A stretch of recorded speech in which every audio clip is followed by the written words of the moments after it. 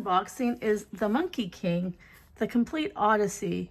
It's by Chaiko, and it is published by Magnetic. And it's quite a heavy tome. It's a graphic novel, and it tells the Sun Wukong Monkey King legend.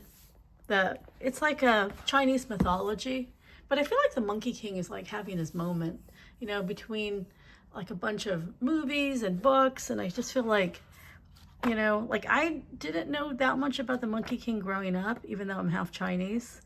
And I feel like the first time I learned about it was through the graphic novel by Jean, I'll put it in the down box, about, which is also a graphic novel, that was sort of a retold version of the Monkey King, like set in modern times.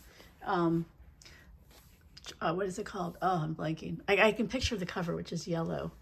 It's American Born Chinese. Okay, I think that's what it's called. And that was sort of like, oh, Monkey King, like interesting, you know, mythological creature, good and bad, kind of like Loki.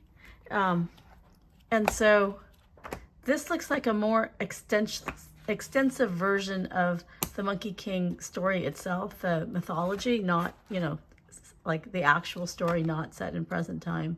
But it's also really beautifully illustrated as a graphic novel format. And I think that's you know, it's a good way to sort of get kids to read, you know, like folklore and mythology. Because I just think the graphic novel, the mythology itself is so sort of, you know, like suited for imagery, for like Technicolor movies. So it's nice to have it, you know, laid out like storyboarded as a graphic novel. But it looks really beautifully done. Classic story, and, you know, a very consistent color palette too, like very muted grays.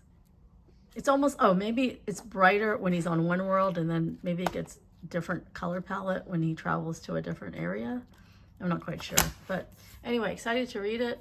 And thank you to the publisher who sent it to me, Magnetic. And thank you for watching.